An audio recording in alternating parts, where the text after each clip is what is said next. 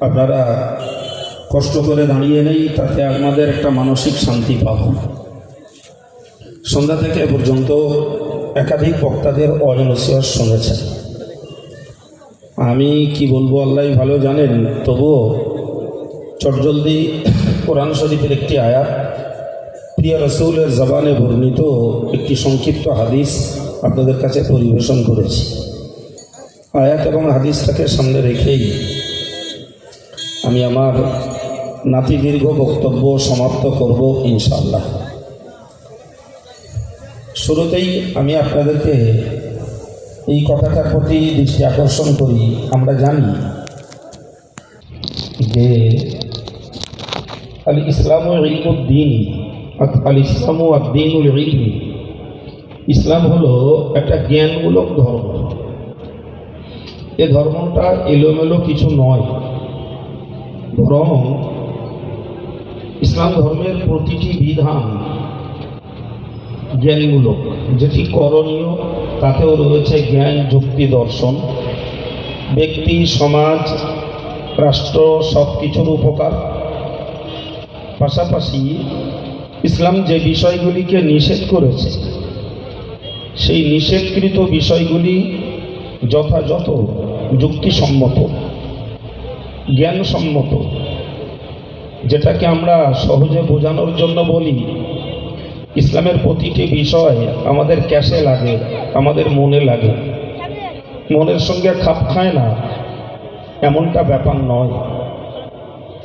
আমাদের যদি স্টাডি করার অভাব থাকে, ইসলামটাকে নিয়ে চর্চা করার যদি আমাদের অভাব থাকে, সেটা ভিন্ন জিনিস।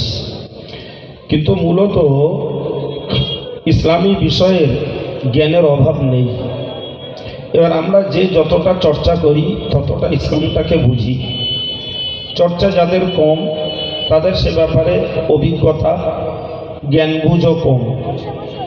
তো আমি কমনলি এই সজাগ সুপ্ত যুব সমাজকে বলতে চাইছি, প্রথমত আমরা এই কথাটাকে বিশ্বাস করি, আল ইসলামু আদ-দীনুল ইলমি, ইসলাম হলো একটা জ্ঞানের ধর্ম, যার প্রত্যেকটি বিধান জ্ঞানসম্মত, যুক্তিসম্মত, স্বাস্থ্যসম্মত। এতে কোনো সন্দেহের জায়গা নেই। আমি জানি আর নাই জানি। দ্বিতীয় কথা বলেছি, ইসলাম যে কাজগুলোকে নিষেধ করেছে সেগুলোর ভিতরেও যথেষ্ট জ্ঞান, যুক্তি, দর্শন রয়েছে। তো এই জাতীয় পরিবেশগুলো সেই ইসলামিক জ্ঞান বিতরণের একটা ভদ্র, সভ্য, বিনয়, নম্র পরিবেশ। এখানে উচ্ছৃঙ্খলতা নেই, এখানে হাসি ঠাট্টা চলে না, এখানে গল্পগুজব চলে না, এখানে কোনো কৌতুক চলে না। বরং নিরবিচ্ছিন্ন মনে কোরআন হাদিস সম্বলিত দুটো জ্ঞান লাভ করার জন্যই, জ্ঞান বিতরণের জন্যই এই পরিবেশগুলো তৈরি হয়। এবং সঙ্গে আমাদেরকে এটাও জানতে হবে, ইসলামী জ্ঞান এক কথায় বলতে পারা যায় একটা গভীর সাগর সমতুল্য জ্ঞান। তো একজন বক্তা আসেন এবং তাদের সুচিন্তিত একটা বিষয়ের উপরে হয়তো একটা প্রোগ্রামে কিছু কথা বলে চলে যান। আমি একটা বিষয় বলতে পারি, আমার পূর্বে যারা ছিলেন তারা কোনো কোনো বিষয়ের উপরে আলোচনা করেছেন, এটা ঘটনা। তো এভাবে যদি আমরা সারা জীবনই জ্ঞান চর্চা করি, তারপরেও মনে রাখতে হবে যে আমরা ইসলামী জ্ঞানের এক কিনারাতেও পৌঁছাতে পারি। ফলে আমাদেরকে একটা কথা মুখস্থ রাখা দরকার, আমরা যা জানি, যা শিখেছি তা কিছুই না, কিন্তু যা জানি না, যা শিখিনি তা অনেক কিছুই। সুতরাং আমাদের জানার তুলনায় না জানা বিষয়টার পরিমাণ অনেক বেশি। কোরআন শরীফে আল্লাহ বলেছেন, ওমা উতীতুম মিনাল ইলমি ইল্লা কালিলা, তোমাদেরকে খুব অল্প জ্ঞান দেওয়া হয়েছে, খুব অল্প জ্ঞান দেওয়া হয়েছে। হযরত নবী মুসা আলাইহিস সালাম এবং হযরত খিজির আলাইহিস সালাম তারা এক নৌকায় করে নদী পার হচ্ছিলেন। তো একটা পাখি এসে নৌকার কিনারায় বসে সাগর থেকে একটু ঠোঁটে করে পানি তুলল।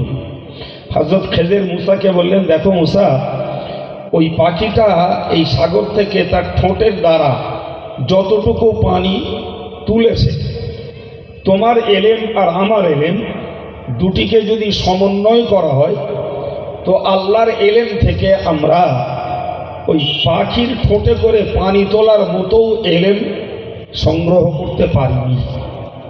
সুবহানাল্লাহ। তাহলে একজন ইলমে লাদুন্নি প্রাপ্ত হযরত খেজর আলাইহিস সালাম, আর একজন হলেন নবী এবং রসুল। তাহলে একজন নবী রসুল আর একজন ইলমে লাদুন্নি প্রাপ্ত খোদা প্রদত্ত ইলমের অধিকারী, এনাদের জ্ঞান যদি আল্লাহ পাকের জ্ঞানের থেকে এতটুকু না নিতে পারে যতটা ওই পাখিটা সাগর থেকে পানি তুলে সাগরের পানি কম হয়েছে বোধ হয়, তো অতটুকু জ্ঞান আল্লাহর থেকে একজন নবী রসুল, একজন ইলমে লাদুন্নি প্রাপ্ত মানুষ পায় না। তো আমরা তো নবীও নই, রসুলও নই, আর আমরা কোনো বিশেষ ইলমের অধিকারীও নই। ফলে আমরা যে যৎকিঞ্চিত একদম ন্যূনতম সামান্যতম জ্ঞানেরও অধিকারী নই, এ কথা বলার অপেক্ষা করে না। তবে আল্লাহর শুকরিয়া আদায় করে এতটুকু প্রত্যেককে বোঝা উচিত যে আল্লাহ পাক আমাদের সৃষ্টিগতভাবে একটা জ্ঞান দিয়ে পাঠিয়েছেন, আর কেউ শিক্ষাগত বিদ্যা জোগাড় করে সেই জ্ঞানটার বিকাশ ঘটিয়ে জ্ঞানটা আর একটু বাড়িয়েছে। আবার বলছি, সৃষ্টিগতভাবে আল্লাহ আমাদেরকে একটা জ্ঞান দিয়ে পাঠিয়েছেন, যে জ্ঞানের বিনিময়ে একজন মানুষ সেই স্কুল কলেজ ইউনিভার্সিটি কোথাও যায় না, মক্তব মাদ্রাসায় কোথাও পড়ে না, এরপরেও দেখা যায় যে সে তার পরিবারটাকে চালিয়ে যাচ্ছে, তার ব্যবসা বাণিজ্য, তার খাওয়া পড়া, তার উন্নতি অবনতি সব কিছুই সে বোঝে, অথচ লেখাপড়া কিচ্ছু জানে না। সে তার ব্যক্তি উন্নতি, পারিবারিক উন্নতি সব কিছুকেই বোঝে, ব্যবসা বাণিজ্যকেও বোঝে, সবগুলোই তার কাছে চলমান, অথচ এক কলম লেখাপড়া জানে না। তাহলে আমাদের ভাবতে হবে যে ও যখন জাগতিক চলমান কোনো লেখাপড়া শিখিনি, এরপরেও সে ব্যবসা করতে পারে, সে তার ঘরবাড়ি করতে পারে, করছে, সে তার ছেলে মেয়ের বিয়ে হওয়া, আত্মীয়তা, কুটুম্বিতে, সামাজিকতা সবগুলোই চালিয়ে যাচ্ছে। তার মানে আল্লাহ পাক ওকে সৃষ্টিগতভাবেই একটা জ্ঞান ওকে দিয়ে তবে পাঠিয়েছেন। সুবহানাল্লাহ বলুন। সমাজের প্রত্যেকটা মানুষকে আল্লাহ একটা জ্ঞান দিয়ে পাঠিয়েছেন। এরপরে যারা লেখাপড়া শেখে সেই জ্ঞানটার আর একটু প্রসার লাভ হয়, সেই জ্ঞানটার বিকাশ ঘটে। যারা পুঁথিগত বই পুস্তক পড়াপড়ি করে সেই জ্ঞানটার আরও একটু উন্নতি হয়, এটাই বাস্তব। তো আমরা সৃষ্টিগতভাবে জ্ঞান পাই আর পুঁথিগত কোনো বিদ্যা জোগাড় করি, সব কিছুর সমন্বয়ে মনে রাখতে হবে যে আল্লাহ প্রদত্ত জ্ঞানের একটা সূচের আগা পরিমাণও আমরা অর্জন করতে পারিনি। এরপরেও আল্লাহ শুকরিয়া আদায় করতে হয় এজন্যই যে আমরা পাগল নই, আমরা মস্তিষ্ক বিকৃত নই, আমাদের মধ্যে ভালো মন্দ, ন্যায় অন্যায়, ভদ্রতা অভদ্রতা, বিনয় নম্রতা আর উশৃঙ্খলতা সব রকমের বোধ বুদ্ধি আল্লাহ আমাদের দিয়েছেন। সুবহানাল্লাহ বলুন। সুবহানাল্লাহ। কি গো দিয়েছেন না দেননি? কোনটা উশৃঙ্খলতা, কোনটা বিনয় নম্রতা, কোনটা ভালো, কোনটা মন্দ, কোনটা ন্যায়, কোনটা অন্যায়, এ ব্যাপারে যথেষ্ট সচেতনতা আমাদের মধ্যে রয়েছে। কথা বলেন, আছে না নেই?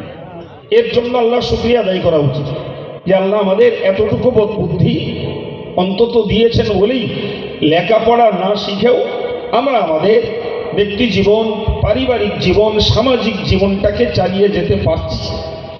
আর যারা লেখাপড়া শিখেছেন তাদের জীবনটা আমাদের তুলনায় হয়তো আর একটু উন্নত। প্রিয় ভাই আমার, তো আমি আপনাকে প্রথমতই এই মেসেজটা দিলাম যে আমরা ইসলাম ধর্ম অবলম্বী, আর ইসলাম হলো একটা জ্ঞানমূলক ধর্ম, এটা অজ্ঞানতার ধর্ম নয়। সঙ্গে আরেকটা কথা কি আমাদের মনে রাখা দরকার, জি, আল ইসলাম ও দ্বীনুর রব্বানী। সুবহানাল্লাহ বলেন। ইসলাম হলো আল্লাহর দেয়া ধর্ম। কার দেয়া ধর্ম? ইসলাম হলো আল্লাহর দেয়া ধর্ম। সুবহানাল্লাহ বলেন। এটা কোনো মনুষ্য রচিত ধর্ম নয়। এ ধর্মটাকে কোনো মানুষ নিজে রচনা করেনি, বরং এ ধর্মটাকে রচনা করেছেন স্বয়ং স্রষ্টা আল্লাহ।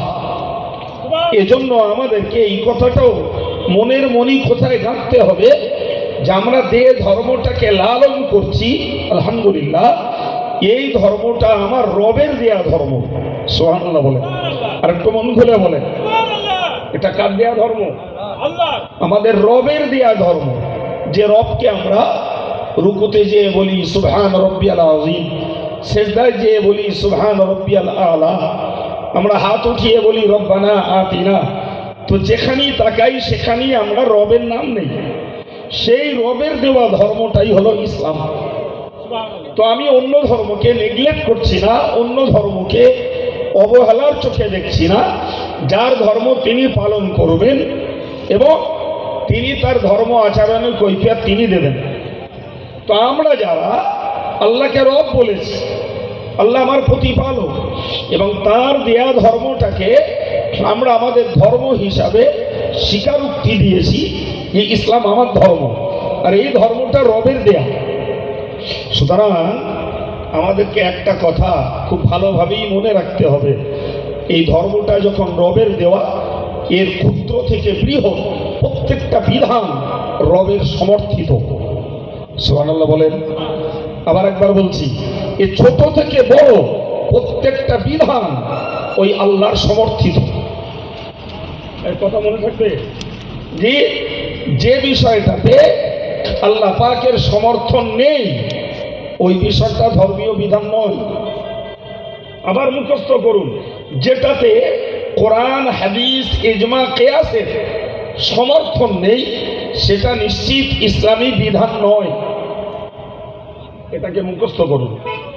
বরং ইসলামের প্রত্যেকটি বিধানের ক্ষেত্রে হয় কোরআনের সাপোর্ট থাকবে, না হলে হাদিস শরীফের সাপোর্ট থাকবে, না হলে ইজমার সাপোর্ট থাকবে, ন্যূনপক্ষে একজন বিদগ্ধ ইসলামী পণ্ডিতের ব্যক্তিগত মতামতের সাপোর্ট থাকবে। তবে সেটা ইসলামী বিধান বলে মুসলমানের কাছে গ্রহণযোগ্য হওয়া উচিত। কথা বুঝে আসছে? যার সাপোর্ট পাবো না কোরআন থেকে হাদিস থেকে, যার সাপোর্ট পাবো না ইজমা থেকে, যার সাপোর্ট পাবো না কোনো কিয়াস থেকে, নিশ্চিত সেটা কোনো ইসলামী বিধান নয়। ওটা নিঃসন্দেহে XYZ কারোর মন গড়া। কথা বুঝে আসছে কিছু? ওটা নিঃসন্দেহে কারোর মন গড়া, ওটা ধর্ম নয়। ওটা নিজেদের আত্মতুষ্টি, ওটা নিজেদের নফসের পূজারি, ওটা নিশ্চিত নিজের নফসের কোনো গোলামি, ওটা প্রকৃত ধর্ম নয়। সুতরাং আমি আজকে এই সভা থেকে আপনাদের কাছে এই মেসেজটাও দিতে চাইব, আপনি যখনই কোনো কাজের মুখোমুখি হন, যে কাজটাই আপনি করতে যান, আমি বিশেষ করে যুব সমাজকে বলবো, আল্লাহর রাস্তে আপনার এই কাজটাকে আপনি একবার সন্ধান নিন যে আমার এই কাজটা কোরআন সমর্থন করে কিনা, আমার এই কাজটাকে হাদিস সমর্থন করে কিনা, আমার কাজটাকে ওলামায়ে কেরামদের ঐক্যমত, যাকে আরবিতে বলে ইজমা, এই ওলামায়ে কেরামদের সংঘবদ্ধ মতে এটার সমর্থন আছে কিনা। যদি সংঘবদ্ধ মত নাও থাকে তাহলে কমপক্ষে একজন ইসলামী দিকপাল, একজন ইসলামী মহাপণ্ডিতের সমর্থন আছে কিনা তারও একটা তথ্য আপনার কাছে থাকা দরকার। তবে তো আপনি সেই কাজটাকে ধর্ম হিসাবে লালন করতে পারেন। কথা বোঝাতে পারলাম? জি প্রিয় ভাই আমার, তো ওয়াজ নসিহত অনেক শুনেছেন, আমি ওয়াজ করছি না, আপনাদের সঙ্গে একটু গল্প করছি। আর এই ব্রেনগুলো একটু কালচার করুন ভাই। আমি বিষয়টাকে আপনাকে আর একটু ডিসকাস করে বোঝাবো।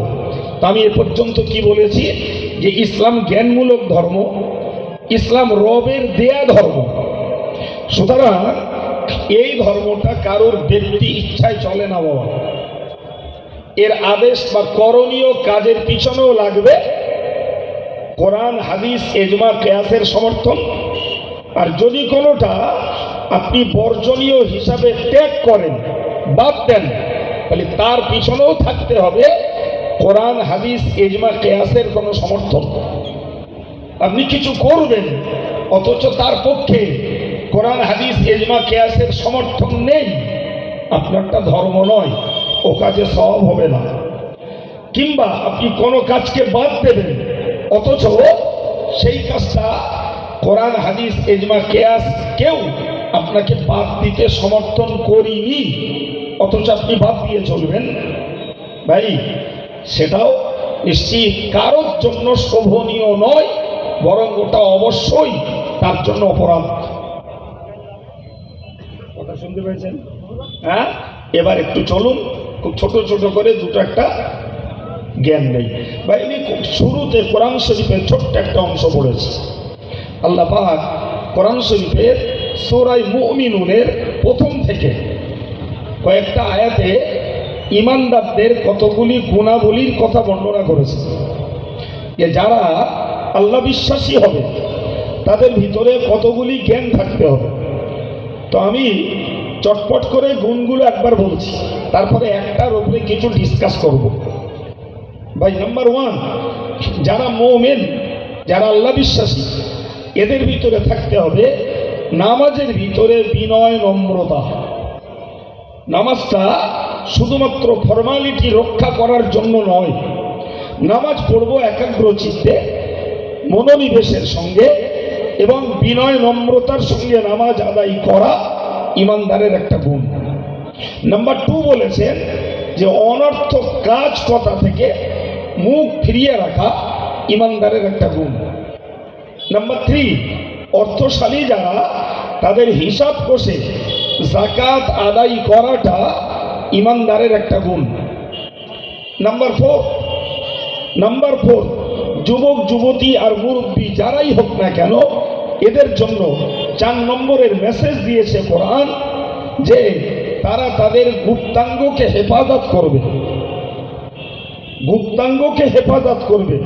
স্ত্রী ব্যতীত অন্য কোথাও তার গুপ্তাঙ্গকে সে ব্যবহার করবে না, এটাও ইমানদারের একটা গুণ। 5 নম্বরে বলেছে ওয়াল্লাযীনা হুম লিআমানাতিহিম, যে ইমানদার তারাই যারা যে বিষয়ের দায়িত্ব পায় সেই বিষয়টার আমানতদারি রক্ষা করা ইমানদারের একটা গুণ। যে বিষয়ে হোক, আপনি মসজিদের ইমাম হন, আমি এই মুহূর্তে মঞ্চের বক্তা, আপনি একজন স্কুল টিচার, কিংবা আপনি গ্রামের একজন মাতব্বর, আপনি পঞ্চায়েতের একজন মেম্বার, কি আপনি পঞ্চায়েতের প্রধান, কি আপনি থানার একজন ওসি, কি দেশের একজন মুখ্যমন্ত্রী, যিনি যেখানকার দায়িত্বের মানুষ হন তার সেই দায়িত্ব পালনটা, আমানতটাকে রক্ষা করা ইমানদারের একটা গুণ। 6 নম্বর, ওয়াহদিহিম রাউন, ইমানদারের আরেকটা গুণ হলো যারা অঙ্গীকার করে, ওয়াদা করে, এই ওয়াদাটাকে যথার্থ পালন করা ইমানদারের আরেকটা গুণ। 7 নম্বর, যেই ইমানদারের আরেকটা গুণ হলো টাইমলি, দৈনিক ইসলামের কম্পালসারি ডিউটি 5 বারের নামাজটাকে যথাযথ আদায় করা। ওটা বললাম 7টা, আবার একবার বলে দিচ্ছি। নামাজে বিনয়ী নম্র হওয়া, অনর্থক কাজ কথা থেকে নিজেকে রক্ষা করে চলা। 3 নম্বর, অর্থশালী হিসাব কষে যাকাত আদায় করা। 4 নম্বর, নিজেদের গুপ্তাঙ্গকে হেফাজত করা। 5 নম্বর, কোনো বিষয়ের দায়িত্ব পেলে সেই দায়িত্বটাকে যথার্থ আদায় করা। 6 নম্বর, অঙ্গীকার করলে, ওয়াদা করলে ওয়াদাটাকে ফুলফিল করা, পূরণ করা। 7 নম্বর, দৈনিক জীবনের 5 ওয়াক্ত নামাজটাকে টাইমলি আদায় করা। এই 7টা বিষয়কে কোরআন শরীফের 18 পারা সূরা মুমিনুনের একদম গোড়াতে একজন ইমানদারের কটা গুণ থাকা দরকার, সেই গুণগুলোর কথা আল্লাহ পাক ঠিক এভাবে বর্ণনা করেছেন। কিন্তু ওই আয়াতগুলোর গোড়ায় বলে দিয়েছেন কদ আফলাহাল মুমিনুন।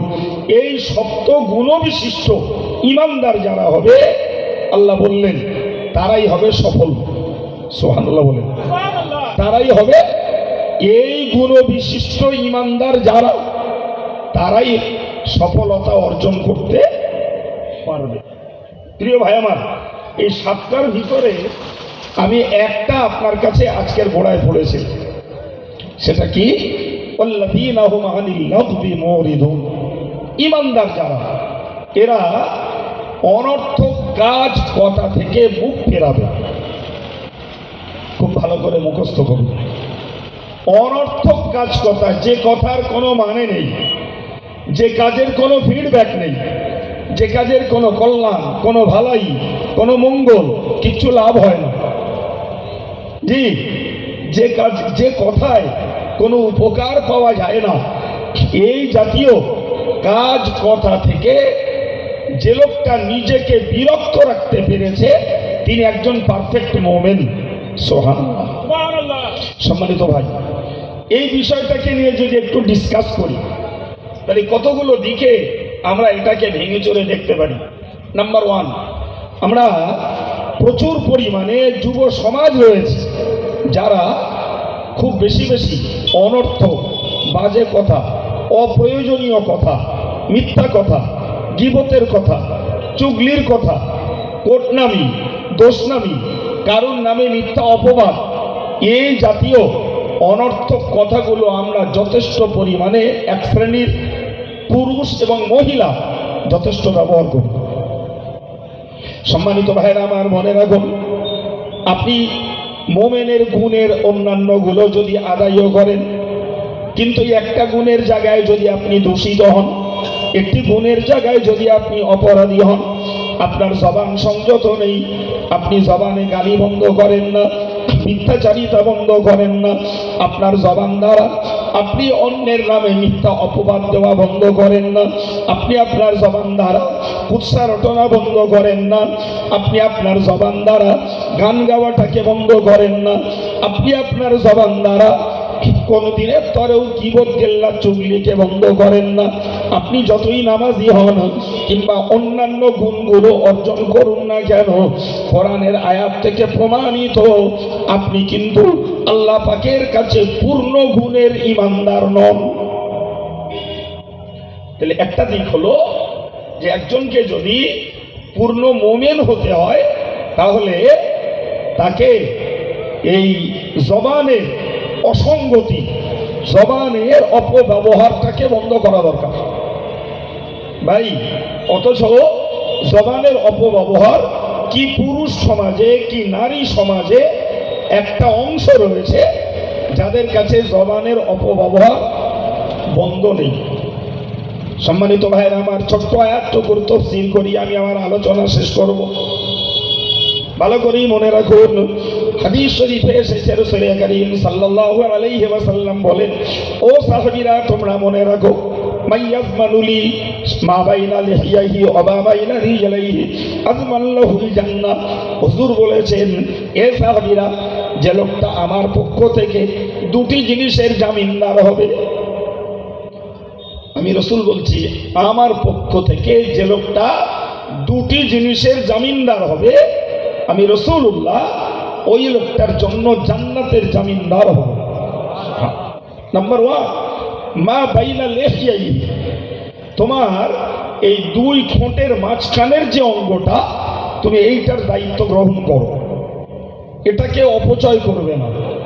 তুমি এই জবানটা দিয়ে জিকির করো, তাসবিহ পড়ো, কোরআন তেলাওয়াত করো, এই জবানটাকে দিয়ে তুমি মানুষকে হিত উপদেশ কল্যাণের বাণী শোনাও, কিন্তু জবানটা দিয়ে তুমি মিথ্যাচারিতা করো না, জবানটা দিয়ে তুমি গালিগুলোজ করো না, জবানটা দিয়ে কারোর নামে মিথ্যা অপবাদ দিও না, জবানটা দিয়ে তুমি মুনাফিকের পাঠটা করো না। এ জবান দিয়ে মুনাফিকির পাঠ করা যায়, মুখে একরকম বলা যায়, কাজে আর এক রকম প্রমাণ দেওয়া যায়। সম্মানিত ভাই, তাহলে রাসূলুল্লাহ বললেন, তোমার এই দুই ঠোঁটের মাঝখানের অঙ্গটাকে তুমি হেফাজত করো, এটার জামিনদার হও। ওয়া মা বাইনা রিজলাইহি, আর তোমার দুই পায়ের মাঝখানের অঙ্গটাকে তুমি রক্ষা করো, তথা তোমার গুপ্তাঙ্গটাকেও তুমি রক্ষা করো। এটাকে তুমি অপব্যবহার করো না। যদি এই দুটো দায়িত্ব তুমি নিতে পারো, আমি তোমার হয়ে আল্লাহর কাছে জান্নাতের দায়িত্ব নেব। প্রিয় ভাই, আর একটা খেলিয়ে চলুন।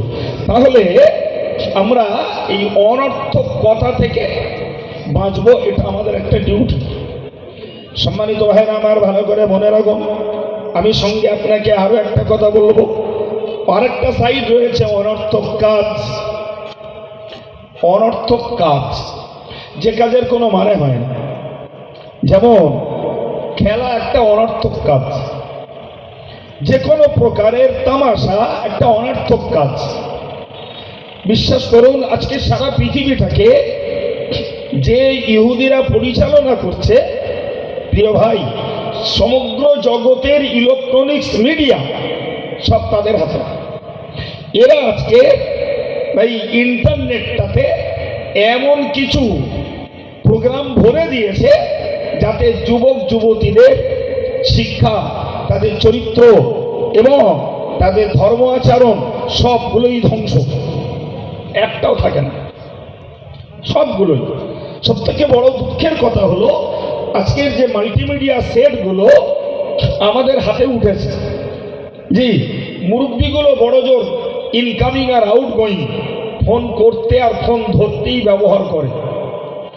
কিছু শিক্ষিত মানুষ হয়তো ফোনগুলোকে এডুকেশনালের কাজে কিংবা তারা অ্যাকাউন্টেন্সির কাজে লাগায়, কেউ পড়ার কাজে, কেউ হিসাবের কাজে লাগায়, কেউ বা বিজনেসের কাজে লাগায়। কিন্তু প্রচুর পরিমাণে যুবক যুবতী এই মোবাইলগুলোকে ব্লু ফিল্মে কাজে লাগাচ্ছে, এগুলোকে পর্নোগ্রাফিতে কাজে লাগাচ্ছে। এই মোবাইলগুলো কাজে লাগছে চিত্ত বিনোদনে, এই মোবাইলগুলো কাজে লাগছে ফ্রি ফায়ার আর পাবজি খেলাতে, এই মোবাইলগুলো কাজে লাগানো হচ্ছে তাস খেলায়, নেকেড পিকচার দেখায়। কথা ভুল বলছি? হ্যাঁ প্রিয় ভাই, আমি ওই আয়াতটা কি সামনে রেখে এর বাস্তব ভিত্তিক তফসির আপনাকে শোনাচ্ছি যে ইমানদার হতে গেলে যতগুলো গুণ লাগে তার মধ্যকার একটি গুণ হলো অনর্থক কাজ এবং কথা থেকে যারা মুখ ফিরিয়ে চলে, এরাই হলো ইমানদার। সম্মানিত ভাইরা, প্রিয় যুবক ছেলেরা, আমি আন্তরিকতার সঙ্গে বলছি, একটি মার্কেটের সভা হিসাবে একটা ভালো বার্তা আপনাদের কাছে দিতে চাচ্ছি যে আমরা চেষ্টা করি আমাদের জবানটাকে রক্ষা করার, সঙ্গে চেষ্টা করি আমরা অনর্থক কাজ থেকে, সমস্ত রকমের চিত্ত বিনোদন থেকে, সিরিয়াল দেখা থেকে, সব রকমের পর্নোগ্রাফি থেকে, ইফটিজিং থেকে আজকের যুব সমাজ যদি নিজেকে রক্ষা করতে পারে, তাহলে তো শুধু মানুষের কাছে ইমানদার বলে আত্মপরিচয় নয়, স্বয়ং আল্লাহর কাছে ইমানদারের গুণে গুণান্বিত হতে পারবে। ভাই, তাহলে আমার জবানটাকে অনর্থক কাজ থেকে, এই কথা থেকে বাঁচাতে হবে এবং আমার এই জীবনের কাজগুলোকে অনর্থক, যার মানে নেই, যার কোনো উপকার নেই, না সংসারের উপকার না ধর্মের উপকার, এই জাতীয় উপকার থেকে, এই জাতীয় ক্ষতি থেকে আমাদেরকে বাঁচতে হবে। না আছে সংসারের উপকার, না রয়েছে ধর্মের উপকার। তাহলে আমাকে ভাবতে হবে, যে কোনো কাজ করতে যাই আর যে কোনো কথা বলতে যাই, যদি বুঝি এ কথায় আমার সংসার না হলে ধর্মের কোনো উপকার রয়েছে, কিংবা এ কথায় এ কাজে আমার সংসার বা ধর্মের কোনো উপকার আছে, ভাই সেটা না হয় খানিকক্ষণের জন্য ছাড় দেওয়া যায়। হ্যাঁ ভাই, আপনি ও কথাটা বলতেও পারেন, কাজটাও করতে পারেন, কিন্তু সেখানে আরো একটা বিষয় দেখার রয়েছে যে আমি যে কথাটা বলছি সেটা ইসলামের পক্ষে না বিপক্ষে। কখনো বিপক্ষের কাজ করে উপকার পাওয়া যায়। ফর এক্সাম্পল, আমি একটা মিথ্যা সাক্ষী দিলাম, তো একটা মিথ্যা সাক্ষী দিলে তাতে আমাকে হয়তো যার পক্ষে গেছে তিনি আমাকে একটা 500 টাকা দিতে পারেন, তুই ভাই একটা মিথ্যা সাক্ষী দিয়ে দে, তাহলে ওতে আমার একটা সাংসারিক উপকার হলো।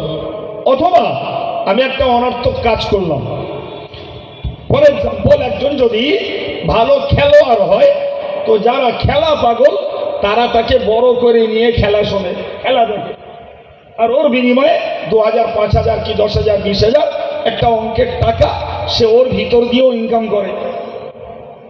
কথা বলেন, করে না? করে না? তাহলে তারটাও সংসারে একটা উপকারে আসে। ঠিক তদর উল্টোটা দিকে যদি লক্ষ্য করি, তাহলে আমি জবানে একবার সুবহানাল্লাহ বলবো, সেটা আমার নিশ্চিত নেকির পাল্লাটা ভারী হওয়ার কাজে লাগবে। এটা আমার জবান দ্বারা আমি করব, জি।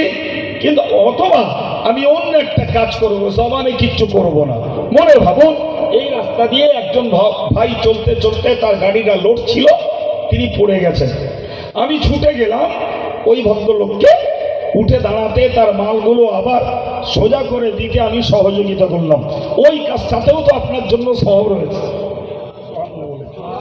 জি। তো আমি আপনাকে বোঝাতে চেয়েছি যে অনর্থক কাজ কথা ইমানদারকে ছাড়তে হবে, তাহলে তার ইমানের গুণে তিনি পূর্ণতা লাভ করতে পারবেন, জি।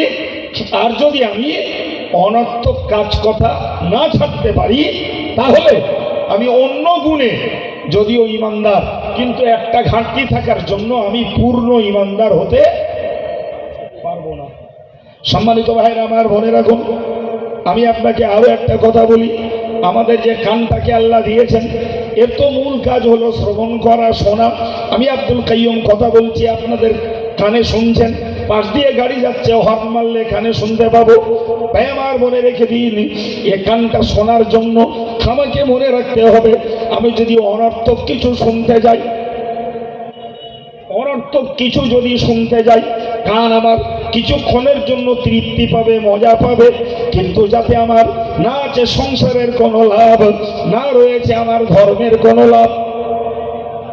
বেয়াদবির মাপ চেয়ে বলছি, ধরে নিন একজন গায়ক গান গাইছে, একজন গায়ক গান গাইছে, তো এই গায়কের গান গাওয়াটা ফুটবে, কিংবা সেটা খুব হৃদয়ঙ্গম করবে, চিত্ত আকর্ষক হবে, মনের কাছে খুব আকর্ষণীয় হবে, যদি তো সেখানে শ্রোতারা শোনে, দর্শকরা যদি দেখে, ঠিক না ভুল বলে, তাহলে আমাকে ভাবতে হবে, তাহলে গায়ক গান গাইছে, তার গানটা চিত্ত আকর্ষক হবে, সে গানটাকে খুব মনোমুগ্ধকর করবে, যদি সেখানে দর্শকরা এসে গানটা লাগিয়ে শ্রবণটা করে। সেখানে দেখার কেউ নাই, শোনার কেউ নাই। আচ্ছা, কোন গায়ক তার গানকে ফোটাতে পারে? তাড়াতাড়ি বলুন, বলুন বলুন। বিশ্বাস করুন, এত লোক যদি না থাকতো এখানটায়, তো আমি অন্তত এই এতটা সূক্ষ্ম জ্ঞানের কথা আপনাদেরকে আলোচনা করতাম না। আল্লাহ শকর, আপনাদের আব্বা আমার দোয়া, কিছু তো টুকটাক আল্লাহ বোঝার তৌফিক দিয়েছে, অন্য কিছু বলে সময় কাটিয়ে দিলাম। কিন্তু যে এতটা মানুষ রয়েছে, আমি আপনাদের কাছে একটা সূক্ষ্ম পয়েন্টের উপরে দাঁড়িয়ে শুরু থেকেই আলোচনা করছি। তো আমি আপনাকে বোঝালাম যে গায়ক গান গাইছে, আমি গেছি শুনতে, জি।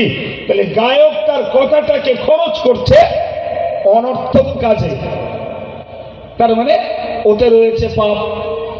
হতে পারে তার সাংসারিক কিছু অর্থ রোজগার। আমি একটু আগেই বলেছি যে কখনো কখনো অনর্থক কাজ করে রোজগার করা যায়, কিন্তু সেটা তো ইসলাম সাপোর্ট দেয় না। তো গায়ক গান গেয়ে তিনি তার পয়সা কামাই করলেন, আর আমি শ্রবণ করলাম গায়কের গান, আমি আমার কানটাকে অনর্থক বিষয় শোনায় কাজে লাগালাম। কথা বলুন ভাই, এই গায়কের গান গাওয়াতেও পাপ, আর আমি সেখানকার শ্রোতা, আমার শোনাতেও।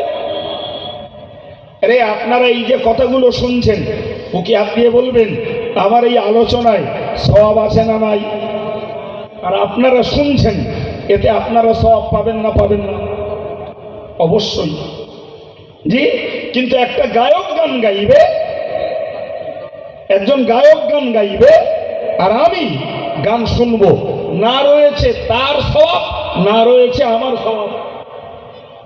কথা বলেন, আছে?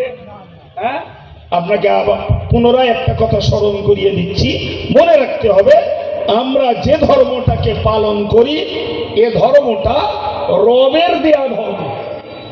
কার দেয়া ধর্ম? জনে বলুন, কার দেয়া? জি, আমি যে শব্দটা বলেছি ওই শব্দটাই বলুন। কি বলেছি? রবের দেয়া ধর্ম। জি, ফলে এর কোনো কাজ কোরআন, হাদিস, ইজমা, কিয়াসের সমর্থন ছাড়া, সম্মানিত ভাইরা আমার ভালো করে বুঝুন, কোরআন শরীফে আল্লাহ বলেছেন ওয়াস্তাফজিজ মান ইসতাতাআতা মিনহুম বিসাউতিকা।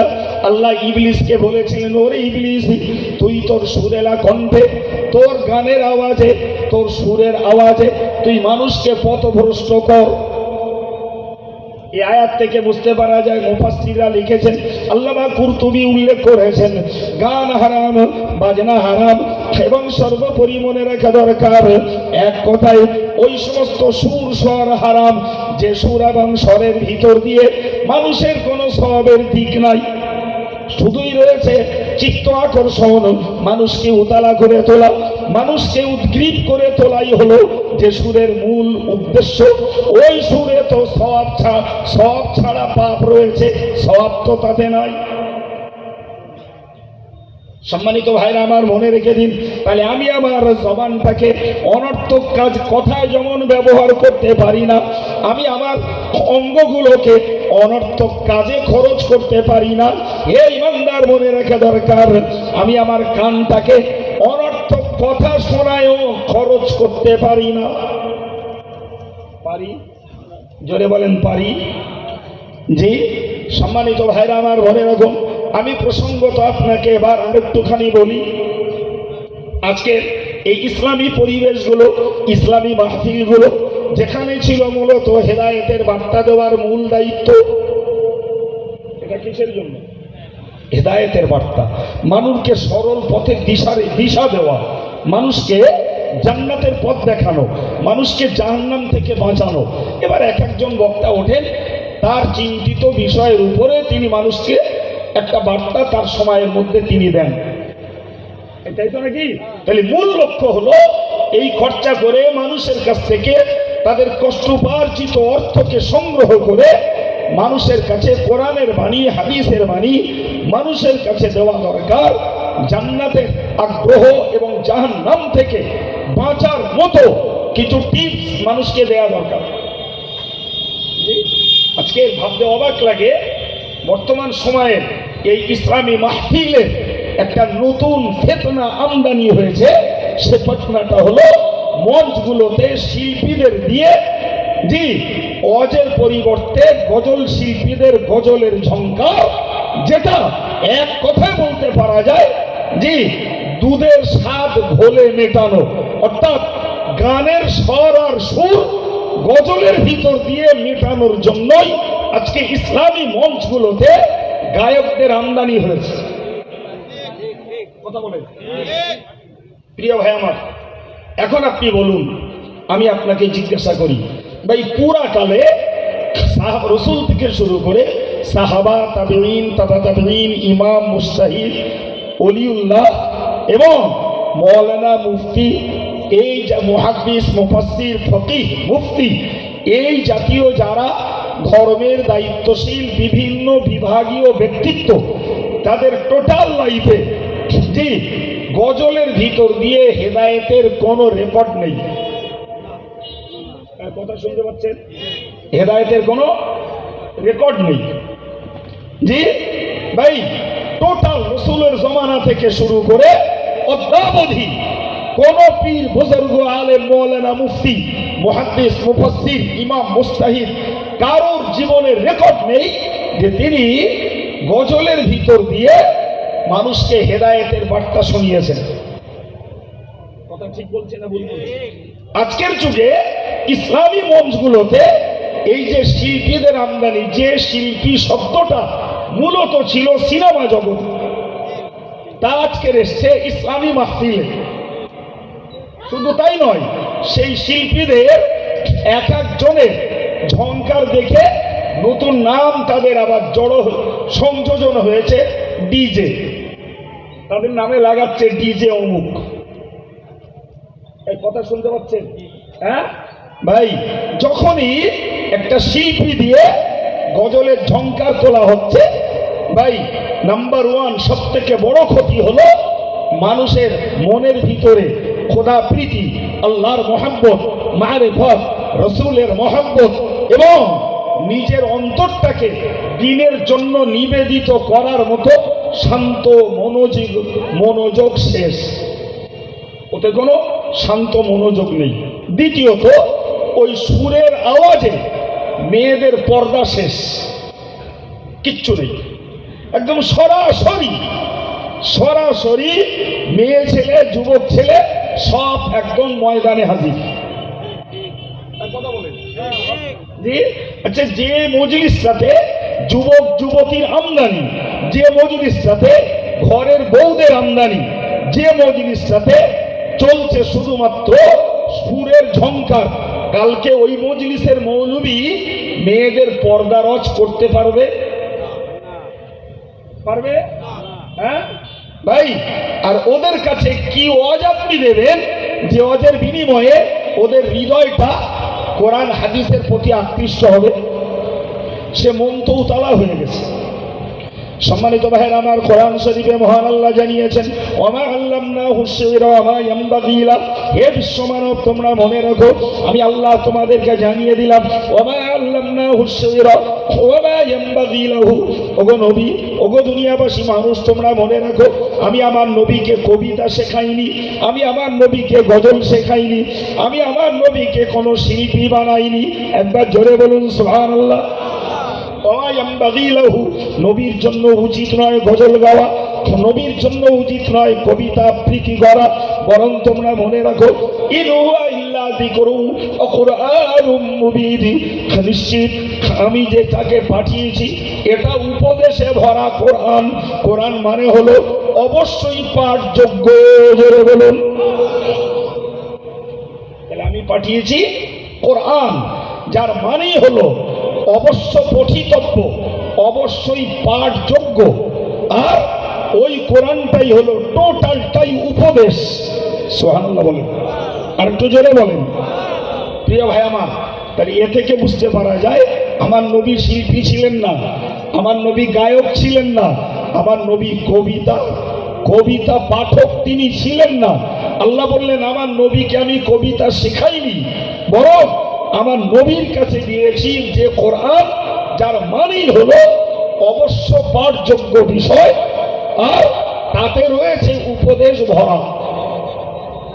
আজকে শরমে মরিয়া হতে হয় মুসলমানদের কাছে, জি, কোরআন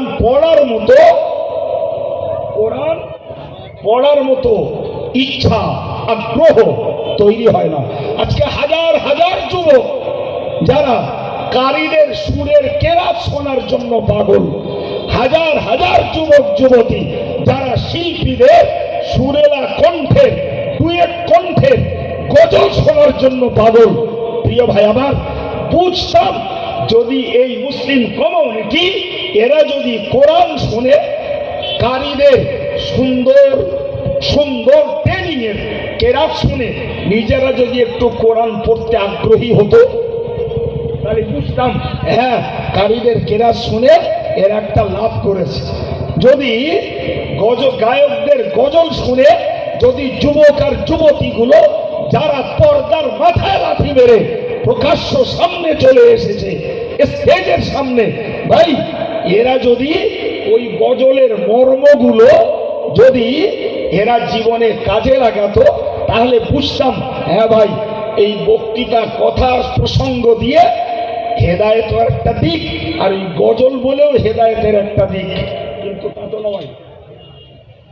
আছে হে মুসলিম সমাজ, আপনি আপনার জবানটাকে অনর্থক কাজে, অনর্থক কথায় ব্যয় করছেন, আপনার অঙ্গগুলোকে অনর্থক কাজে খরচ করছেন, কানটাকেও অনর্থক কথা শোনায় সর্বনাশ করছেন। সুতরাং আপনি পরিপূর্ণ ঈমানদার নন, এটাকে আপনি লিখে রাখুন। আমি আয়াতের বাস্তবমুখী তাফসীর বলছি। সম্মানিত ভাইরা আমার, ভালো করে মনে রাখুন, আমি আপনাকে বলি, কোরআন শরীফে আল্লাহ বলেছেন অশ্বরাউ ইয়াত্তাবিউহুমুল গাবুন। কোরআন পাকে আল্লাহ বলেছেন অশ্বরাউ ইয়াত্তাবিউহুমুল গাবুন।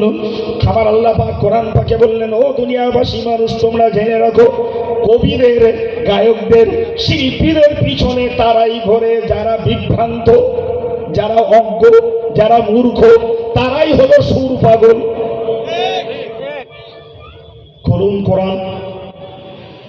জি, আপনি এখানে বসে দেখতে চাইলে এখানে বসে আপনাকে আমি কোরআন খুলে বাংলায় দেখাবো। পরিষ্কার আল্লাহ বলছেন অশ্বরাউ ইয়াত্তাবিউহুমুল গাবুন। যারা বিভ্রান্ত, যারা অজ্ঞ, তারাই কবিদের পিছনে ছোটে, তারাই শিল্পীদের পিছনে ছোটে, তারাই গায়কদের নিয়ে নাচানাচি করে। যারা মূর্খ, বিভ্রান্ত, এরাই হলো কবি পাগল, গায়ক পাগল, এরাই। জি, অবাক কাণ্ড। আজকের প্রায় প্রত্যেকটা ইসলামী মাহফিলে এই নতুন ফিতনা আমদানি হয়েছে। আমি অন্তত আজকের আমার কথা শোনা এই যুবকগুলোর কাছে অনুরোধ করব, ভাই, কখনো এই সভাগুলোর স্টিয়ারিং আপনাদের হাতে থাকে, আল্লাহর হস্তে আমি আপনাদের কাছে অনুরোধ করব, জাতিটাকে ধর্মের দিকে ডাকুন, জাতিটাকে চরিত্র সংশোধনের দিকে ডাকুন, জাতিটাকে আল্লাহ প্রেম, নবী প্রেমের দিকে ডাকুন, জাতিটাকে জান্নাতের প্রতি আকৃষ্ট করুন।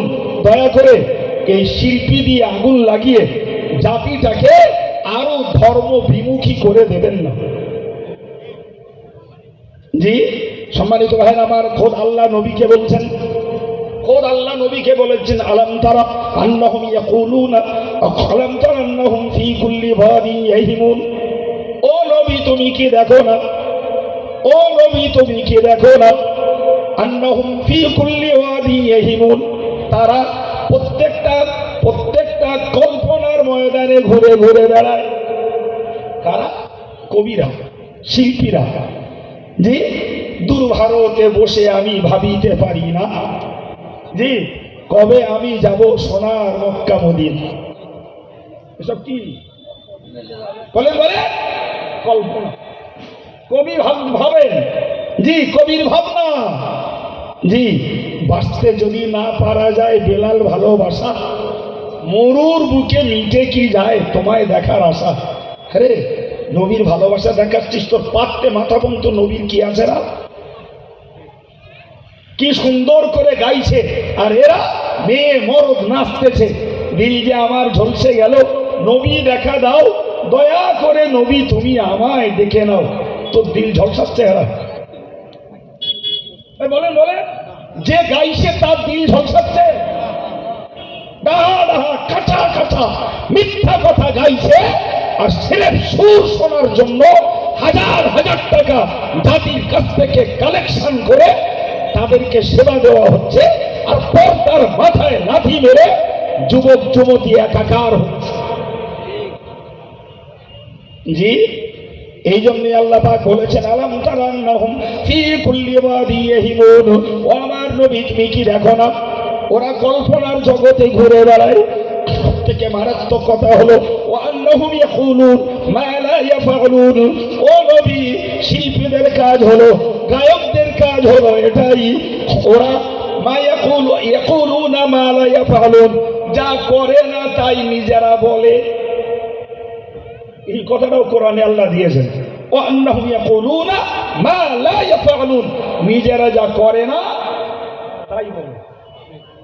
আপনি 5টা শিল্পীর গজল আনুন, যদি কোরআনের আয়াতের সঙ্গে না মেলে তখন আমায় বলবেন। কোরআন কটা কথা বলেছে এই প্রসঙ্গে? 3টে কথা। 1 নম্বর বলেছে যে কবিদের তাবেদারি করে, অনুসরণ করে, শিল্পীদের, গায়কদের ভক্তি করে যারা বিভ্রান্ত, যারা মূর্খ, অজ্ঞ, তারা। নাম্বার 2, কোরআন বলেছে যে তারা কল্পনার জগতে ঘুরে বেড়ায়। নাম্বার 3, কোরআন বলেছে তারা মুখে যেটা বলে কাজে সেটা করে না। আপনি কোরআনের এই 3টে বার্তা আজকের বর্তমানে যত গজল আছে, এই গজল গায়কদের, এই শিল্পীদের গজলগুলোকে এক সাইডে রেখে কোরআনের এই 3টে মেসেজ ওর সঙ্গে প্রমাণ করিয়ে নেন, একদম হুবহু প্রমাণিত হবে যে মহান আল্লাহ যা বলেছেন 100% সত্য। ভাই আমার, জি, যে ইসলামী মঞ্চ থেকে মানুষকে হেদায়েতের বার্তা দেওয়া হবে, সেই ইসলামী মঞ্চে যদি চলে বেহেদায়েত, ভাই এটা নিশ্চিত জাতির জন্য অত্যন্ত দুঃখজনক, অত্যন্ত দুঃখজনক। ভাই আমার নামে প্রচুর লোকে গাল দেয়, জি, আমি এক কথায় বুঝে গেছি, গাল এমনি কেউ দেয় না, যার যখন স্বার্থে গালা গেছে তখন গাল দেয়, সোজা সাপটা কথা। আমার সঙ্গে ব্যক্তিগত কারো দ্বিধা দ্বন্দ্ব থাকতেই পারে, ভুল বোঝাবুঝি থাকতেই পারে, কিন্তু কই কোনোদিন গাল তো মুখে আসে না। হতে পারে আপনার সঙ্গে আমার যে মিসআন্ডারস্ট্যান্ডিং, কোনো ভুল বোঝাবুঝি আপনার সঙ্গে আমার হয়েছে, গাল কোথার থেকে আসে? কথা বুঝতে পারেননি? যে এই গালি আসাটা তো বুখারীর হাদিসে স্পষ্ট করে আল্লাহ পাকের রাসূল জানিয়েছেন, ওয়াইদা খাসামা ফাজারা, মুনাফিকের 4 নম্বরের দোষটা হলো যখনই বিবাদ হয়, যখনই দ্বন্দ্ব হয়, যখনই কোনো মনোমালিন্য হয়, যখনই কোনো ভুল বোঝাবুঝি হয়, তখনই যায় গাল দেয়। ওটা হলো মুনাফিকের 4 নম্বরের দোষ, 4 নম্বরের গুণ। তাহলে এমনি প্রীতি, ভালোবাসা, আন্তরিকতা খুব আছে, কিন্তু কোনো ব্যাপারে যখনই ভুল বোঝাবুঝি, কখনই কোনো মতদ্বৈন্যতা ঘটে গেল, দুমদাম কিছু গালি ছেড়ে দিলাম, রাসূলুল্লাহ বলছেন ওটা হলো মুনাফিকের গুণ, মুনাফিকের দোষ। মুনাফিক যে হয় ঝগড়া হলি গালি দেয়। জি ভাই, এই গত কয়েকদিন আগে এক ভদ্রলোক, এই যারা ইউটিউবার এই লাইভগুলো যারা দিচ্ছে, এদের ব্যাপারে আমার খুব ভয়, ভীষণ ভয়। এরা তো প্রথমত নিজেদের রোজগার নিজেরা করছে, সাবস্ক্রাইব বাড়িয়ে পয়সা কামাই করছে। আচ্ছা ভাই, তুই যদি আলেমদের কথা প্রচার করে পয়সা কামাই করিস তো কর, কিন্তু এদের কাছে আমার দাবি, এরা যদি এই প্রচারগুলো হেদায়েতের উদ্দেশ্যে, সওয়াবের উদ্দেশ্যে প্রচার করে, পয়সা পাবে, নিয়ত ঠিক থাকলে দুটো সওয়াবও পাবে, ঠিক না বুঝ? কিন্তু এরা কি করে জানেন তো, এরা একটা বক্তার বক্তৃতা নিয়ে এমন একটা থাম্বল হেডলাইন লাগিয়ে দিল, বাস বক্তা এখন গাল শুনে বেড়ায়, একটা থাম্বল লাগিয়ে দিল। অথবা সামনের তে খানিক কেটে, পিছনের তে খানিক কেটে একটা কাট বক্তৃতা তুলে দিল, যে সেখানে একটা থাম্বল লাগিয়ে দিল। কিছু বুঝতে পারছি? সেদিন করেছে কি, এক জন্তু আমার একটা ছবি দিয়েছে, আর পাশে কতগুলো ন্যাংটো অসভ্য মেয়েদের ছবি দিয়েছে সেই পাশেই।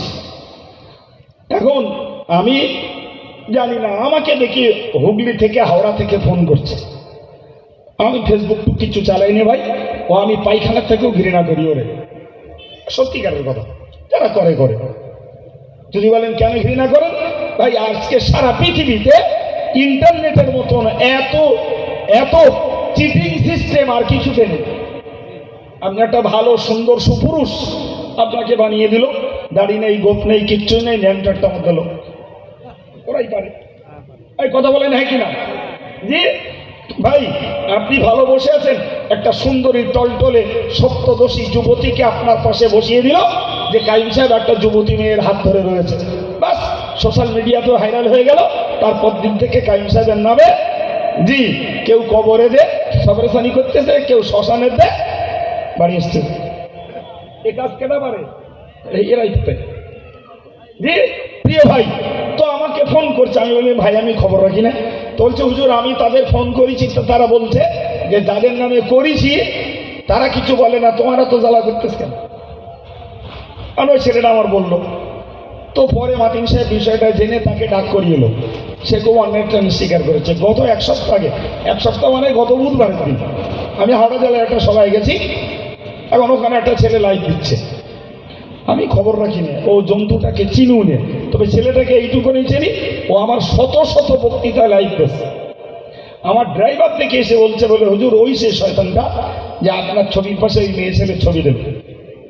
আপনারা বলিস কিরা, তুই আগে বললি তো একে নিয়ে ওরে আজকে ব্যবস্থা করে দিতাম আমি।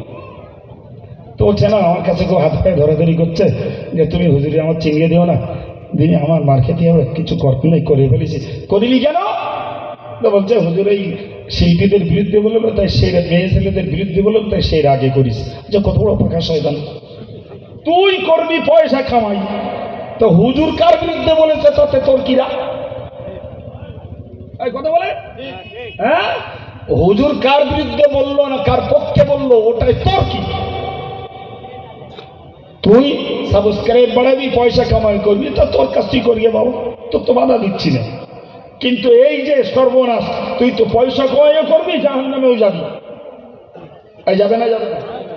হ্যাঁ, সম্মানিত ভাইরা, তো আমি এই জন্যই চট করে কথাটা বললাম ভাই, আজকে এই যে পরিস্থিতি, এই যে এতক্ষণ ধরে আমি ইসলামী মাহফিলে এই অনর্থক পয়সা খরচ, অনর্থক কাজ, মেয়েদেরকে পর্দা থেকে দূর করা, সর্বোপরি শিল্পীদের সুরেরা কণ্ঠে, এমনকি তাদের কারো কারো কণ্ঠ বাংলাদেশের গায়ক গেয়েছে ভাই, কথাগুলো ভালো, কথা ভালো, কিন্তু ভালো কথাটাকেও যদি ভাই গানের সুরে যদি গাওয়া হয়, এটা ভালো। আরে বোতলটা যদি যার লেস কাঁচের পাত্র হয়, তাই বলি ওতে কি মদ রাখলি মদ পাক হয়ে যাবে? কথা বলেন না কেন? জি, কথা যত সুন্দর হোক, সেটা যদি গানের সুরে গাওয়া হয়, সেটা কি ভালো? মনে রাখবে, অন্য কথা তো দূরের কথা, কোরআন কেউ যদি গানের শুনে পড়া হয়, সেটাও হারাম। সম্মানিত ভাইরা, আমি এতটুকু আয়াতের বাস্তবমুখী তাফসীর করতে করতে এই জায়গায় এসেছি। আল্লাযীনা হুম আনিল লাগবি মুরিদুন, ওই লোক যারা অনর্থক কাজ থেকে মুখ ফেরায়, অনর্থক কথা বলা থেকে বেঁচে থাকে, অনর্থক কথা শোনা থেকে বেঁচে থাকে। জি, বললেন ওরাই হলো ইমানদারের সপ্ত গুণের একটা গুণের হকদার। সুবহানাল্লাহ। সম্মানিত ভাইরা, আজকে এই অনর্থক কাজ করতে করতে এমনটা জায়গায় পৌঁছে গেছে, জি আমি বক্তব্য ছাড়বো, তার আগে আপনাকে এই মেসেজটাও দিতে চাই।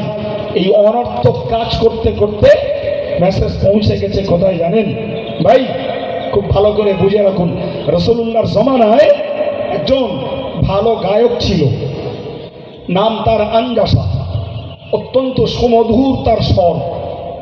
তো তার কাজ ছিল উটের দড়ি ধরে ওই গজল গাইতে গাইতে যাওয়া, আর উট ওই সুর শুনে মস্তির সঙ্গে চলত। শুনতে পাচ্ছেন? রাসূলুল্লাহ ওই লোকটাকে ডাকলেন, ডেকে বললেন, ইয়া আনজাসা লা তুকাসসিরিল কওয়ারিদ, হে আনজাসা এই কাঁচগুলোকে ভেঙো না। কি বললেন? বাংলাটা বলুন। হে আনজাসা এই কাঁচগুলোকে ভেঙো না। সম্মানিত ভাইরা, আবার হাদিসের ব্যাখ্যায় মুহাদ্দিসরা জানিয়েছেন, কাঁচ বলে রাসূলুল্লাহ বুঝিয়েছেন মেয়েদের অন্তরগুলোকে। মেয়েদের অন্তরগুলো হলো কাঁচের মতো, ও ভাঙলে আর সহজে জোড়া লাগে না। তুমি যদি তোমার শিল্প কণ্ঠে, তোমার সুরেলা কণ্ঠে যদি ওই মেয়েগুলোকে তুমি উতালা করো, কেউ ওরা স্বামীর প্রতি অভক্তি অশ্রদ্ধা করবে, কেউ বা অন্য কারোর প্রতি আকৃষ্ট হয়ে পড়বে। এই জন্যই রাসূলুল্লাহ বললেন, তুমি কাঁচগুলোকে যেন ভেঙো না। তার মানে গাও, আস্তে গাও। উট চালানোর জন্য গাইছো, উটকে শোনাও। এমনটা না হয় যে তোমার কণ্ঠ শুনে নারী পুরুষ উতালা হয়ে যায়। জি ভাই, একটা বক্তার কণ্ঠও যদি নারী পুরুষ উতালা হয়, কিন্তু তার ভিতর দিয়ে থাকে ইসলামী বার্তা, হয় করণীয় না হলে বর্জনীয়। আমি যতই সুর কষে মৌলবী বক্তৃতা করি, যদি আদেশের কথা বলি সেটাও মেনে নিতে অনেকের কষ্ট, আর যদি নিষেধের কথা বলি সেটাও বাদ দিতে অনেকের কষ্ট। কিন্তু বদলে তো সব কিছু হয় না। তাই বলেন আমি যদি সুর করে বলি মেয়েদের বেপর্দা হারাম, তো সুরটা ভালো লাগলো, কথাটা ভালো লেগে না, সুতরাং জানবে ও ধারে যাওয়া যাবে না। জি প্রিয় ভাই আমার, আজকের এই অনর্থক কাজ করতে করতে সারা পৃথিবীতে যেটা হয়েছে, আমি একটা মাত্র কথা আপনাদেরকে স্মরণ করিয়ে দিচ্ছি, শুধু এইটুকু মনে রাখুন। পশ্চিমবাংলায় 2020-23 মার্চ থেকে লকডাউন চালু ছিল এবং মারাত্মক সংকটময় জীবন। বাইরে বেরোনো যায় না, রোজগার তো বন্ধ, এমনকি তার স্টকিস্ট পয়সা থেকে বাজার করে খাবে, সেখানেও পুলিশের ধরপাকড়। এই কথা বলেন, ঠিক চলছিল তো? দীর্ঘদিন পরে জি নাইট কারফিউ এটা সেটা করতে করতে শিথিল হলো। গত নভেম্বরের 15 তারিখে স্কুল খুলে গেল। নতুন করে আবার কি স্বপ্ন দেখেছে, আজ থেকে স্কুল কলেজ ইউনিভার্সিটি সব বন্ধ এবং সোশ্যাল মিডিয়ার বেশ কিছু কাজ বন্ধ বিভিন্নভাবে। ভাই আল্লাহ বেহতার জানে, হয়তো এই সভা সমিতির উপরেও নিষেধাজ্ঞা জারি হয়তো হয়েও যাবে। আজকে আল্লাহ শুকর হয়ে যাচ্ছে, তবে কালকে হবে তার গ্যারান্টি নেই, আবার কালকে হলেও পরশু হবে তার গ্যারান্টি নেই। কারণটা কি বাবা? কারণটা হলো বলেন করোনা। করোনার নতুন রূপ নাকি অমিক্রন, সে নাকি করোনার থেকেও 23 গুণ নাকি আরো ভয়ঙ্কর। প্রিয় ভাই, এর সব সার কথা হলো মরণ। সার কথা কি? মরণ। জি মেডিকেল সায়েন্স আমাদেরকে পরামর্শ দিল যে কি ব্যাপার, তোমরা ঠুসি পড়ো। ওই যে আমার ভাইয়েরা কিছু কিছু পড়ে আসছে, আমরাও পড়ি, এরা একলা পড়িনি, আমরাও পড়ি। কেন পড়ি? কেনা পুলিশের কাছে খাঁচানি খাবে। জি এক জায়গায় বাস করি, সরকারি হুকুম, আমি পড়ছি, আর একজন পড়ে নাকি সে পড়ছে আমি পড়ি না, এটা খারাপ জিনিস। অতএব বাবা কারোর কাছে কথা শুনতে রাজি নি, বাইরে যখন বেরোচ্ছে একটা ঠুসি পড়িয়ে বেরোই। কথা বলে হ্যাঁ। নাম্বার 2, স্যানিটাইজ ব্যবহার করো, সাবান ব্যবহার করো, ঘন ঘন হাত ধো, তাই তো নাকি? নাম্বার 3, ডিস্টেন্স বজায় রাখো। হাসির গতি নাকি যায় 6 ফুট, সুতরাং কেউ হাসি দিলি এখান থেকে করোনা বেরিয়ে তোমার গায়ে যাবে। ভাই তুমি 6 ফুটের বাইরে থাকো, জি, আর ঠুসি পরে থাকো, যদি হাসি আসে তা ঠুসিকে বেঁধে দাও। এই তো কেস। আমার কাছ থেকে লিখে নেন। আমি শুনেছি এসে এক মুহূর্ত খুব একটা বাক্যে শুনেছি আজকের এই স্টেজে আমাদের মৌলানা রজব আলী সাহেব নাকি পরিষ্কার পরিচ্ছন্নতার উপরে অজ করেছেন, উজুর উপরে অজ করেছেন। ভাই ওজের বরকত ফজিলত আপন জায়গায়, কিন্তু আপনি আমার কাছ থেকে লিখে নেন, জিন্দেগিতে কোনোদিন সোশ্যাল ডিস্টেন্স বজায় রেখে মাস্ক ব্যবহার করে এবং স্যানিটাইজ করে করোনা তাড়ানো যাবে না, যাবে না, যাবে না। এটা কেবলমাত্র মেডিকেল সায়েন্সের পরামর্শ অগত্যা আমরা মানছি এবং মানব, কিন্তু একজন ইমানদার আপনাকে বিশ্বাস রাখা দরকার। জি আল্লাহ যদি রোগ দেয়, তুই বাবা কাঁচের ঘেরা ঘরে থাকবি, করোনা তোরে যেয়ে ধরবে। আর প্রকৃষ্ট প্রমাণ নেন, 2020-তে যদি 1,12,13,00,000 লোক চীন, Bangladesh, Australia, Spain, Italy, America, Bharat, Saudi সব মিলিয়ে যদি মরে, তো বেশি মরেছে যারা এই বেশি ফর্মালিটি রক্ষা করে চলেছে। কথা বলেন বলেন বলেন যারা বেশি কাঁচের ঘরে বেশি দূরত্ব বজায় রেখেছে, ঘন ঘন হাত ধুয়েছে, কেউ সালাম মুসাফা করা বাদ দিয়েছে, ডাক্তারবাবুরা 10 হাত দূরত্বে রোগীর সঙ্গে কথা বলে প্রেসক্রিপশন করেছে, খোঁজ নেন সারা পৃথিবী জুড়ে তারাই বেশি মরেছে। মুসলমানদের যায়নি এটা নয়, আরে বাবা করোনা মহামারী, এটাই যদি মুসলমান মরেও রাসূলুল্লাহ বলেছেন আল মাতউন শহীদ, জি আত্মাউন শহীদ, যারা মহামারীতে প্লেগে এই জাতীয় কোন অতিমারীতে মরে, ইমান থাকলে সে শহীদ। সুতরাং ইমানদারও যেতে পারে, হাফেজ সাহেবও যেতে পারে, মৌলানাও যেতে পারে, মুফতিও যেতে পারে। জি ওটা কোনো ঘটনা না, আমরা বিশ্বাস করি বড় আগিয়ে আসে না, বড় নির্দিষ্ট সময় হয়, ঠিক কিনা? পার্থক্য এটাই যে কেউ মরে জাহান্নামে যাবে, কেউ মরে জান্নাতে যাবে।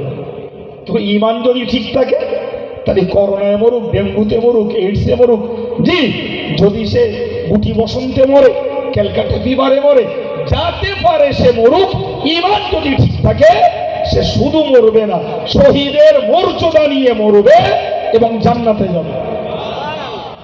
প্রিয় ভাই, আমি আপনাকে বলছি, মনে রাখুন রাসূলুল্লাহ সহিহ হাদিস শরীফে বলেছেন জি লা ফাসাদ জিনা জিনা রাসূলুল্লাহ বলেছেন জিনা ব্যভিচার জি যে সম্প্রদায়ের সঙ্গে বাড়ে মধ্যে বাড়ে কাসুরা ফিহিমুল মাউত, যে জাতির মাঝে ব্যভিচার বাড়ে সেই জাতির মাঝে মহামারী হয়। আরেকবার বলবো, রাসূলের স্পষ্ট হাদিস যে ওয়ালা ফাসাদিনা ফি কওমিন, কোন জাতির মাঝে ব্যভিচার বাড়লে কাসুরা ফিহিমুল মাউত, তাদের মাঝে মহামারী অতিমারী মরণ তাদের মাঝে বেড়ে যায়। এই একটা হাদিসকে শুধু মাথায় রাখুন, সারা পৃথিবীর দিকে হাদিসটাকে লাগান। পৃথিবীতে ব্যভিচার বেড়েছে না কমেছে? চিল্লে বলুন। ঘরোয়া ব্যভিচার তাও বেড়েছে, ব্যবসা ভিত্তিক ব্যভিচার তাও বেড়েছে, চোখের ব্যভিচার বেড়েছে, কানের ব্যভিচার বেড়েছে, হাতের ব্যভিচার বেড়েছে, পায়ের ব্যভিচার বেড়েছে, লিভ টুগেদার একসঙ্গে জীবনযাপন এ ব্যভিচার বেড়েছে। কতবার দেখলাম বিমানবন্দরে কি কালচার, জি একদম টলটলে ভরো যুবতী মেয়ে আর একটা যুবক ছেলে দিব্যু সবার সামনে হাজারো লোকের সামনে বুকে বুকে মিলছে আর পিঠ চাপড়াচ্ছে, এই নাকি কালচার। এরা বলল তখন বুকি বুকে মিল দিলে মেয়ে মরদে, আর এখন খুশি করে কাছে এসতেছ না কেন? কেন একটু যাও মেলো। তখন বুকে বুকে মিলছিলে, এখন গরুর মতন খুশি পড়া ধরলে, আর ও এখানটায় তুমি এখানটায় কেন? যাও। সুতরাং মুসলমানকে মনে রাখা দরকার, এটাও আমার ওই পঠিত আয়াতের তাফসীরের অঙ্গ। জাতি যতক্ষণ পর্যন্ত, বিশ্ব যতক্ষণ পর্যন্ত চরিত্রকে রক্ষা না করবে, এরা ব্যভিচার থেকে না বাঁচবে, বিশ্বাস করুন ওই অমিক্রমের নাম আমরা আমাদের বাপ দাদার জন্মেও শুনিনি, আজকে শুনতে পাচ্ছি। কথা বলছেন না কেন? রাসূলুল্লাহ বলেছেন যে জাতি খাবে মদ, নাম দেবে তার ভিন্ন, সে জাতির মাঝে আল্লাহ এমন এমন রোগ দেবেন যে রোগের কথা তারা জন্মেও শুনিনি। সামাল দাও, সামাল দাও না। জি মদ এখন ফিজের বোতলে, মদ এখন কোরেক্সের বোতলে, মদ এখন হুইস্কি আর ব্র্যান্ডির বোতলে। কথা বলেন, হাজার হাজার মুসলিম যুবক জি ফিজ আর কোরেক্স খেয়ে সর্বনাশ করে দিচ্ছে। কথা বলেন জি, যাদের গাঁটির টাকা আছে তারা মদ খেয়ে মাতলামি করে না, মারে বউ বলে না, দাদিনী মেয়ে বলে। কথা বলেন, কি খায়? ব্র্যান্ডি আর হুইস্কি, এক এক বোতলের দাম ১,৫০০ ২,০০০ টাকা করে। কিছু বুঝতে পারছেন? প্রিয় নবী বললেন যে জাতি খাবে মদ, নাম দেবে ভিন্ন, ওই জাতির উপরে আল্লাহ এমন রোগ দেবেন যে রোগের নাম তারা ইতিপূর্বে শোনেনি। সুতরাং মাস্ক ব্যবহার করি আর হাত ধুই আর ডিস্টেন্স বজায় রাখি, মেডিকেল সায়েন্সের অর্ডার, আমাদের দেশের সরকারের অর্ডার, ওটা মানবো। কিন্তু আমি জাতির কাছে বলবো কিচ্ছু না, এটা ওই আয়াত পাকের বিরোধিতা। যারা অনর্থক কাজে আর অনর্থক কথায় নিজেদের অঙ্গগুলোকে ব্যয় করেছে, জিভটাকে অনর্থক কথায় ব্যয় করেছে, চোখটাকে, কানটাকে, জি হাতটাকে, পাটাকে হারাম কাজে, অনর্থক কাজে লাগিয়েছে, গুপ্তাঙ্গকে, এদেরই জন্য আজকের পৃথিবীতে করোনা, এদেরই জন্য আজকের পৃথিবীতে অমিক্রম। কথা বুঝতে পারছেন? সুতরাং আমার জাতির কাছে আমার মেসেজ, কে কি পাপ করি নিজেরটা নিজে খবর রাখি। এই পিরিয়ডে একটু বেশি করে নিজে নিজে একাকী, গোষ্ঠী শুদ্ধ না, সঙ্গবদ্ধ হয়ে না, ব্যক্তিগত কথা ভেবে আল্লাহর কাছে তওবা করা, আল্লাহর কাছে কাঁদুন, আল্লাহর কাছে কাঁদুন। আল্লাহ তুমি মারবে এটা 100%, কিন্তু অপমৃত্যুটা আল্লাহ দিও না, আল্লাহ অপমানজনক মরণটা দিও না। জি দোয়া চান, গোনার ক্ষমা চান, তবেই মনে রাখবেন আল্লাহ পাক, জি আল্লাহ পাক হয়তো বাঁচিয়ে দেবেন। বিস্তার ব্যাখ্যা প্রচুর, আমার সময় নেই, এমনি গতিতে 10 মিনিট বেড়ে গেছি, আর মোটেই বাড়ার অবকাশ নেই। তো আমি একটা আয়াতের তাফসীর এই 1.5 ঘন্টা ধরে, 1 ঘন্টা 25 মিনিট ধরে আপনাদেরকে শুনিয়েছি। শুধু একটাই কথা বলেছি, অনর্থক কাজ কথা থেকে আমাদের দেহের প্রত্যেকটা অঙ্গকে বাঁচানো দরকার। কানকে, চোখকে, জিহ্বাকে, হাতকে, পাকে অনর্থক কাজ আর অনর্থক কথা এই দুটো থেকে বাঁচান। প্রিয় নবী বললেন একজন ভালো মুসলমানের গুণই হলো মিন হুসনি ইসলামিল মারই, একজন মানুষের সুন্দর ইসলামের গুণটাই হলো তারকুহু মা লা ইয়ানি, যে কাজের কোনো অর্থ হয় না, যে কথার কোনো মানে হয় না, এই রকম কাজ কথাকে ছেড়ে দেওয়াই হলো একজন আদর্শবান মুসলমানের প্রকৃত গুণ। আল্লাহ বোঝার তৌফিক দেন, বলুন আমিন। সম্মানিত ভাইরা, মাইক ছাড়ছি, আপনাদেরকে দাওয়াত দিচ্ছি পয়লা, দোসরা, তেসরা ফাল্গুন আপনাদের অর্থ দেওয়া, শ্রম দেওয়া এবং খেদমত দেওয়া প্রতিষ্ঠান জামিয়া রহমানিয়ার বাৎসরিক হিসাবে সওয়াব। আগামী দিনেও জি আমরা আমাদের প্রোগ্রাম তৈরি করে রাখি, বাকি সেই মুহূর্তে কি হবে সেটা আল্লাহর হাতে ছেড়ে দেয়, না কি বলেন? আরে বাবা, আমাদের প্রোগ্রাম আমাদের করে রাখতে হবে, বাকি প্রতিষ্ঠান তো চলবে রে বাবা। জি, আমি 2020 সেপ্টেম্বর থেকে জামিয়া চালাচ্ছি আলহামদুলিল্লাহ, নিয়ম অনুযায়ী যেখানে যা করার বলে করে চালিয়ে আসছি 2020 সেপ্টেম্বর থেকে। সুতরাং লকডাউনে মানুষ হয়তো একটু চিন্তিত হয়েছে, কিন্তু জামিয়ার খরচ কমিনি। এবছর খরচ প্রায় 1,20,00,000 টাকার মতো। জামিয়ার ইসলামী সবের প্রতি বছরের নয়, 20 টাকার কুপন, 10 টাকার কুপন বিল আছে, পারলে আমার গাড়ি থেকে একটু সংগ্রহ করুন আল্লাহর হস্তে, এটা আপনাদের কাছে আমার একান্ত দাবি। এবং আপনাদের থেকে আমরা যথেষ্ট অক্সিজেন পাই সেই হিসাবে দাবি রাখছি। আরেকটা কথা বলছি, আমার গত বছরে লেখা একটা বই সম্ভবত আপনাদের কাছে পৌঁছায়নি, বইটার নাম হলো ভাইরাস ও প্রতিকার। এই যে করোনার উপরেই লেখা, বইটা আমার গাড়িতে আছে। আবার নতুন করে যখন ঢেউ এসেছে, জি আমি বিশ্বাস করি আমার এই একটা বই পড়লে ইনশাল্লাহ যে কোনো দুর্বল ইমানদার এই ব্যাপারে তাজা হয়ে যাবে, এতটুকু বিশ্বাস করি। কত দাম আমার মনেও নেই, পারলে আমার গাড়িতে বইও আছে, বিলও আছে, যদি কোনো ভাই সংগ্রহ করতে চান আমি বিশেষ করে যুব সমাজকে বলবো একটা করে এই বই একটু সংগ্রহ করে একটু পড়বেন। প্রত্যেকের বোঝার মতো করেই লেখা আছে, তত্ত্ব দেওয়া আছে, বাঁচার উপায়ও দেওয়া আছে। পারলে পড়লে আশা করি মেয়ে মরদ সবার জন্য এই পিরিয়ডে অন্তত ইমানি দুর্বলতাটা আসবে না ইনশাআল্লাহ। জি, ওমা আলাইনা ইল্লাল বালাগ। প্রাণ খুলে দরুদ শরীফ আল্লাহুম্মা।